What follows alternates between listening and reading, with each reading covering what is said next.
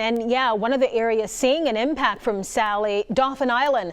The causeway already shut down. A lot of residents have lost electricity. For the latest now on the conditions, I've got Mayor Jeff Collier joining me on the phone. Mayor, thank you so much for taking time to chat. Thank you for having me, Lanice. So Jason, talking about the rain picking up, what are the conditions like right now?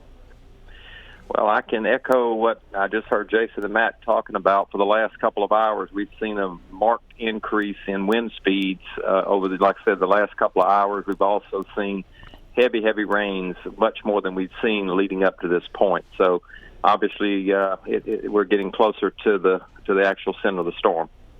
Have you been in touch with the governor's office, emergency management crews? What are they saying about resources for you? Yes, we did. In fact, we had a conference call at 7 o'clock this morning with the governor's office and all the EMA and all the other players that you just mentioned. And, you know, they're just reassuring us that all of the different resources are ready to be put in place.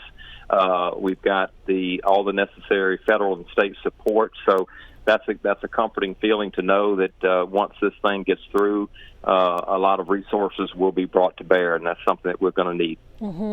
Just looking at the latest update from Alabama Power, 6,400 people without power in the area. Of course, Dauphin Island among that.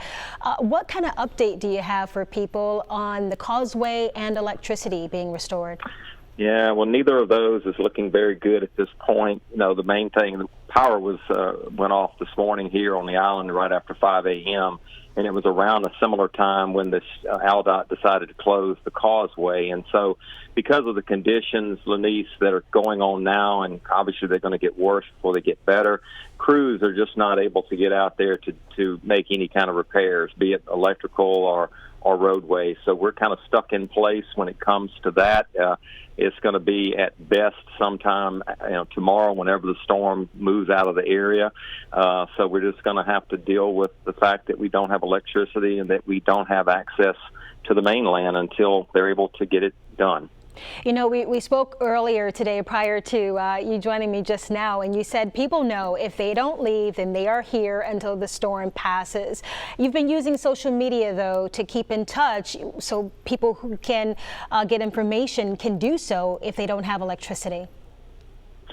Yeah, I mean, I've always feel that anytime you have a situation like this, one of the best things we can do is communicate with people. Not only communicate with them, but make sure that you give them the best available information possible.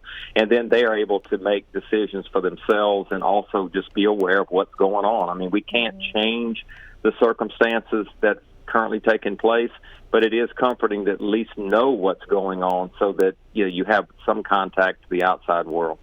You know, Mayor, really quickly, because we're out of time here, but as we wait this thing out, Sally taking its time, what's your biggest concern? Well, flooding, saltwater flooding. With the amount of storm surge that we're expected to get, I mean, many parts of the island is going to be subject to having saltwater inundation, and that's the biggest concern, is just to the extent that that's going to happen. All right, Mayor Jeff Collier from Dauphin Island, stay safe. Thank you, Lanice.